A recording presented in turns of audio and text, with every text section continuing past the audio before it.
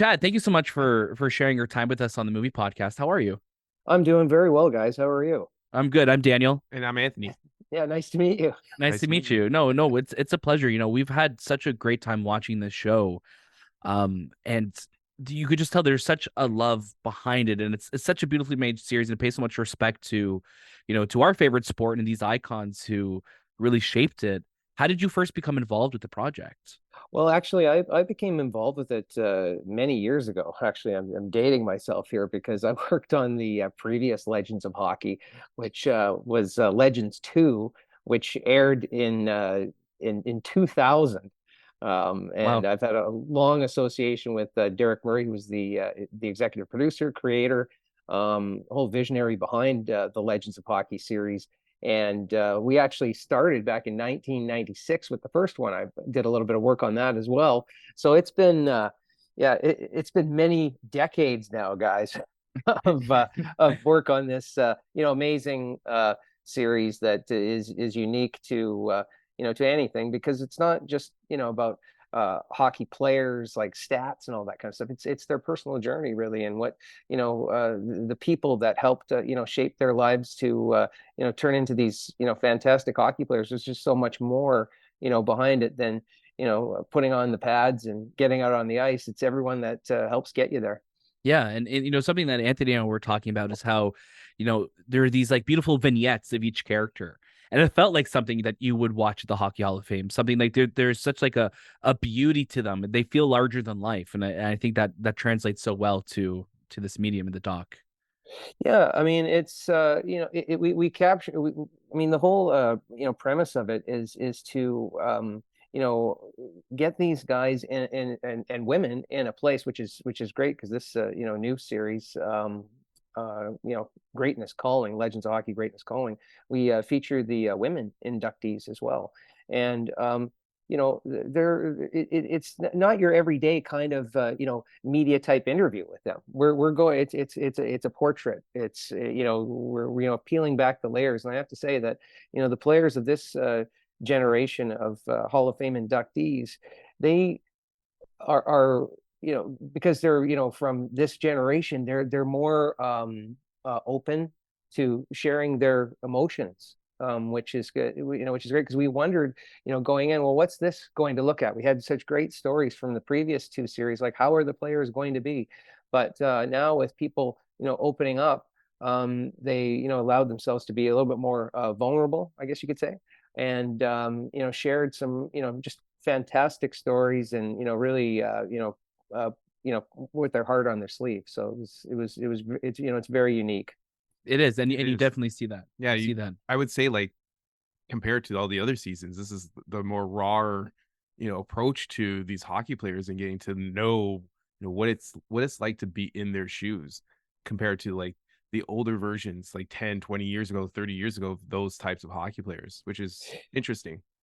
No, that's that's a very good observation. I mean, and they are, and it really it takes a community, it takes strong family and friends and coaches and everything, and that's really what they really enjoy talking about those people, in the interviews that we did. And I have to say, it was it opened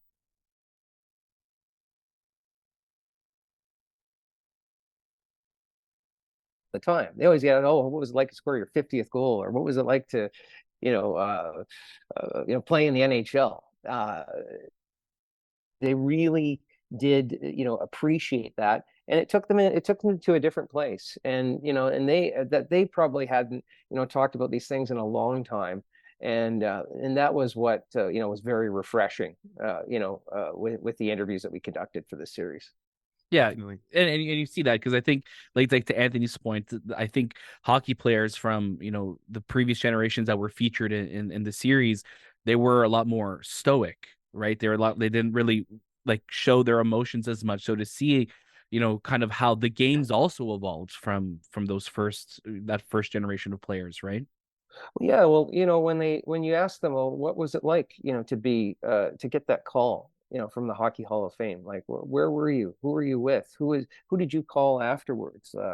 Clark Gillies, from our second episode, he his story, and God bless him. I mean, he passed away, and his his appreciation, um, in the way that he expressed, getting that call and being inducted into the Hall of Fame was, unlike, anything we'd ever seen. I mean, here's this big, 6'3" hockey player who had a beard and played for the New York Islanders back in the, in the 70s and 80s. And he gets very emotional. And, quite a number of them do as well. I mean, there's just these moments. I mean, even Raymond Bourque, talks about his mother and how she passed away when he was 12 years old, and she never had the, I mean, never obviously saw her son play in the NHL, but he's, I mean, she is with him every day, and that is who he reflects on. It's quite something when they get into these moments and these people that, as I said earlier, help shape their lives, and it's compelling. It's beautiful that you're able to capture that and give that to them as well. Yeah, I mean, for me, when I conducted these interviews, it's interesting because these players are like around my age, so, or a little bit older. So we're at a, point in our lives where, you know, uh, you're going through the same life experiences. So that, weaves into our conversation. And I, may have not, been an NHL hockey player. We're all hockey players. I always say that, once a week I need my, my weekly reminder as to why I didn't make the NHL. So I'm going out to play hockey. But yeah, and they, and it's just when you take them into that, when you have that conversation, that, is just person to person, you're going through these experiences at the same time, basically. It really opens them up, and it was just a real pleasure and honor to have the opportunity to, travel around North America and Europe to, interview these, fascinating people. Now, Chad, where does your work begin, and when do you come into the picture on the project? Well, for me, I come in, I'm at the beginning, at the, ground level, doing the research, from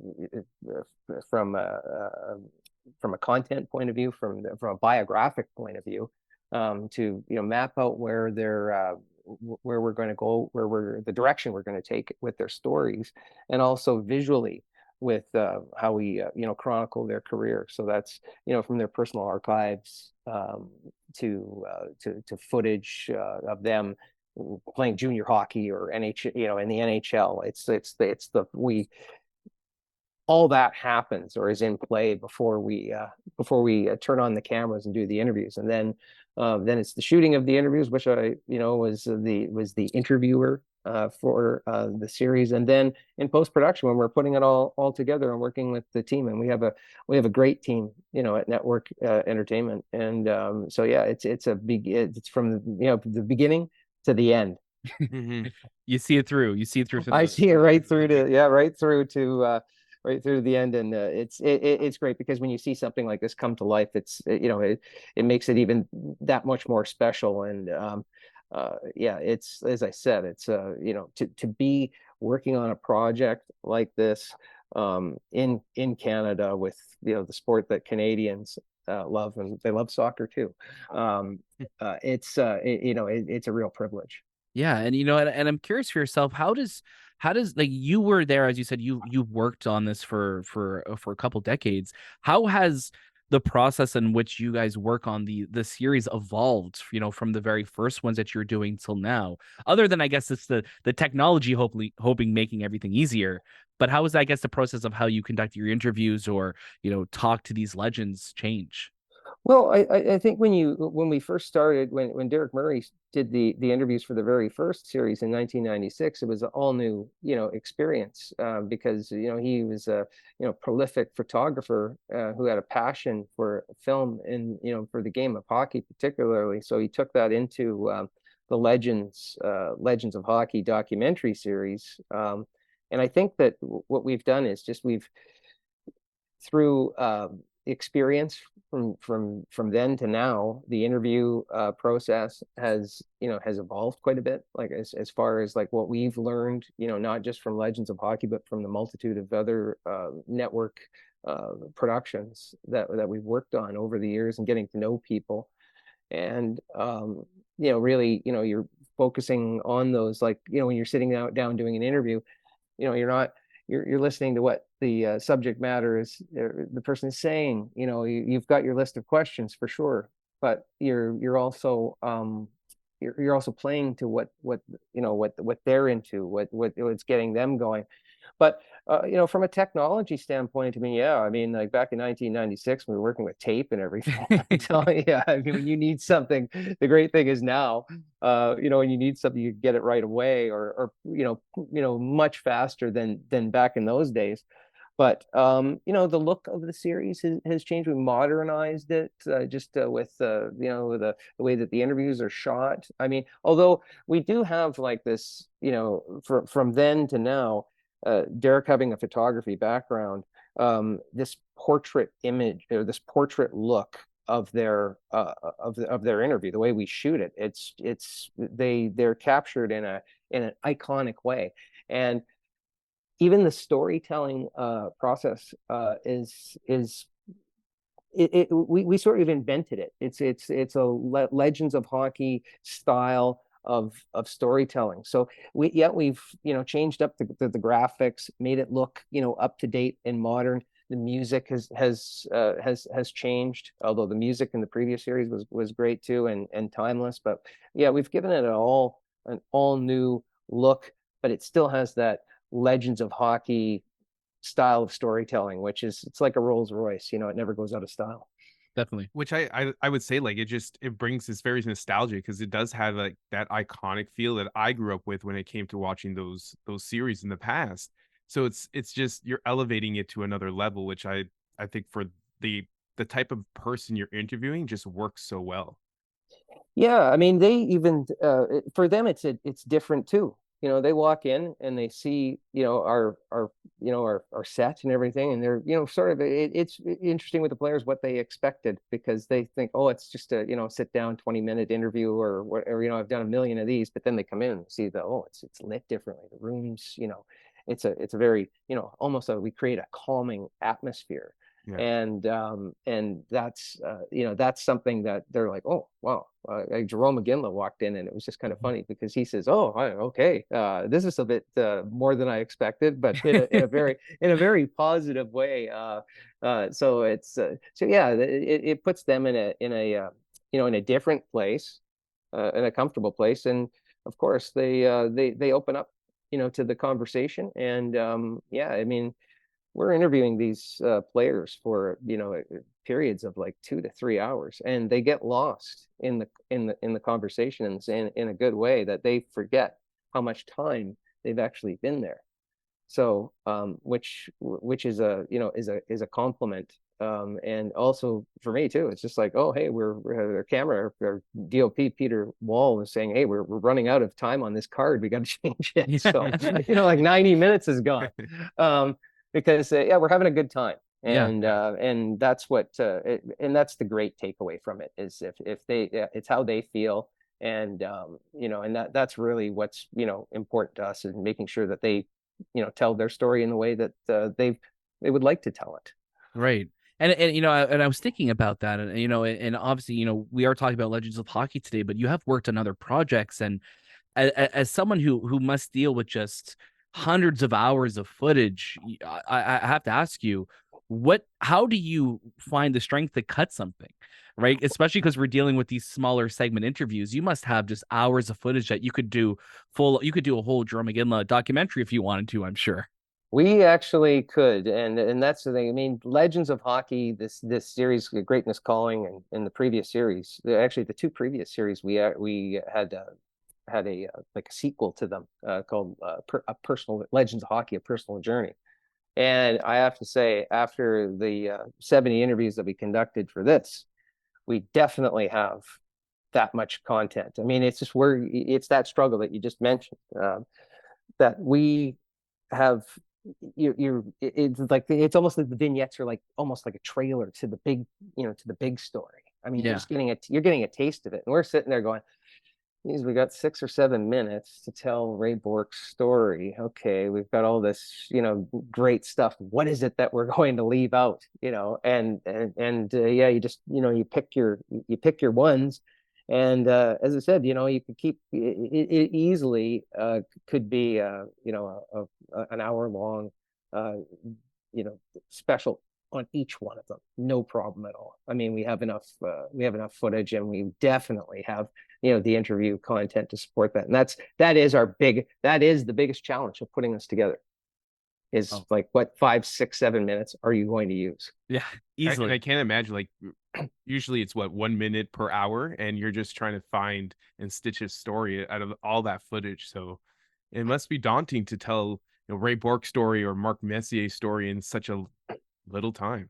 Well, yeah, and in their interviews, the way that they just give you so much in their interviews, and also it's the other players talking about them. Like, you've got a whole bunch of people talking about, like, Nick Lidstrom, or about, you name it. Like, they all have something to say about their teammates and opponents, and it's great stuff. I mean, and that is, Anthony, where the challenge comes in. It's just you have to, decide what you're going to use, and we wish we had more time. Isn't that always the thing with Yeah. broadcasting? We always want more time. Yeah. Right. What's it like sitting with these legends? You're sitting in front of Jerome again. Like, you got Ray Borg, you have Mark Messier, Paul Kariya. You have so many people, so many legends. It's, I had for many years I was a radio producer of the Vancouver Canuck games on a radio station called CKNW at the time. I did that for 10 years and was around these athletes. And also, I was there when some of them were drafted. I was there when Wow. Paul Kariya was drafted. I was there when Chris Pronger was drafted. Jerome McGinley, I was there when he was drafted too. And to be at this moment where I'm sitting there across from them, talking to them about their Hall of Fame career, Mm, as I said earlier, it makes you feel kind of old. But we kind of all, grew up together. So it's a bit, for me, it's super cool. But also, I've kind of been there for the journey, so to speak. Like, so it is a little bit different, and we are the same age. Like, I mean, I was at the Hockey Hall of Fame inductions a couple of weeks ago in Toronto, and I saw Frank Mahovlich, and I was just like, oh, there's Frank Mahovlich. So sort of like, for me, it's those players from yesteryear, so to speak, that I kind of get that. I guess you'd say that star. I wouldn't say starstruck, but you kind of be like a little bit of a fan. But with these guys, it's with this group, definitely there's that appreciation of the way that they played the game, but also because I had that unique opportunity to actually be around them during their careers. For me, it was very comfortable. Like, I wasn't in that sort of awestruck way, but still, I mean, yeah, paramount appreciation for what they did. definitely. No, I gotta, obviously your love of hockey is evident. Who were your favorite players growing up? Who was your team that you supported? We're based in Toronto, so obviously we are, we love being Leaf fans, but we're also cursed to be Leaf fans. So who was that team? Who are those players for you? Well, it's funny that you say that, because the thing is, my parents were both, obviously grew up out west here. My mom was from Winnipeg and moved out to BC, and my dad was actually grew up and was born and raised like in the Vancouver area, and so they were both Leaf fans. So as a kid, Okay. I, by association with my parents, I rooted for the Leafs because that was their team. I mean, we had Vancouver here, and I like the Canucks, but also I remember as a young, I think I was probably about 5 or 6 years old. I went to a hockey game at the Pacific Coliseum, and I saw the Philadelphia Flyers play, and everyone was booing them because they were the Broad Street Bullies, and they just won, I think, their second Stanley Cup. And I thought, geez, if someone is booing a team like this, they must be good. So I kind of glommed onto the Flyers. And as far as players, as a kid, I mean, yeah, Guy Lafleur, was one of my favorites. I thought I liked the way that Bobby Clark, his hard work ethic. I mean, Daryl Sittler. And you know what? One of the guys that, one of the players that I really appreciated, and sadly we just lost him, was Borje Salming.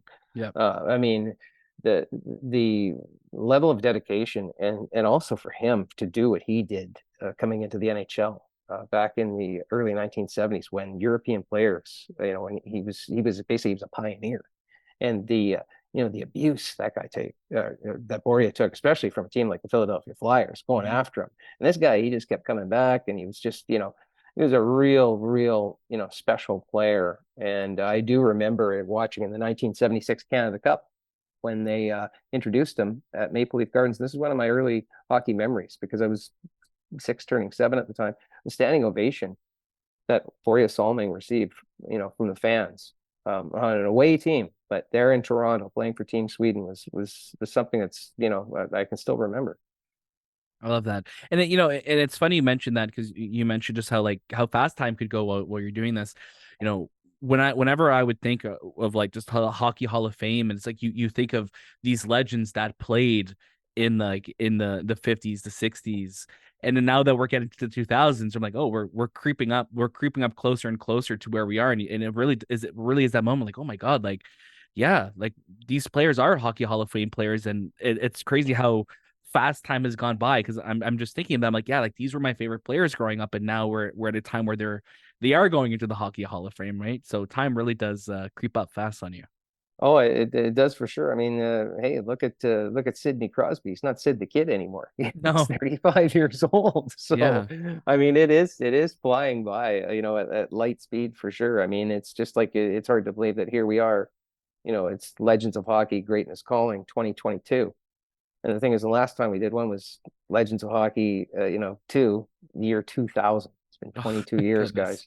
guys. In fact, my sons were in the Hockey Hall of Fame a couple of years ago, and they said, hey, we're going around the Hall of Fame, and we're seeing these videos, because they showed videos with the displays Mhm. in the Hockey Hall of Fame of the previous series. So you're seeing all the greats that we featured in that. And they said, Dad, you gotta do another Legends, because we need to see Brett Hull, we need to see Joe Sakic and all those guys. Mhm. And I'm like, well, guys, I can't say anything to you right now, but that is in the works. But I yeah, love that.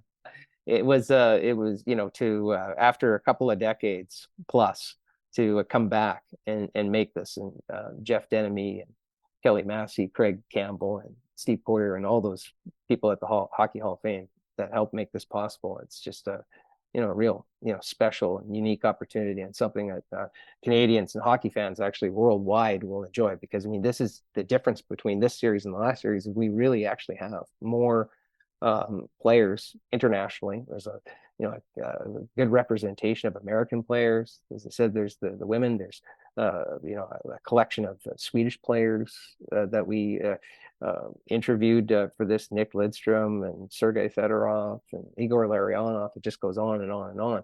So it's a real. You see how the game actually, over the past couple of decades, has evolved and become a global game. It really has. Yeah.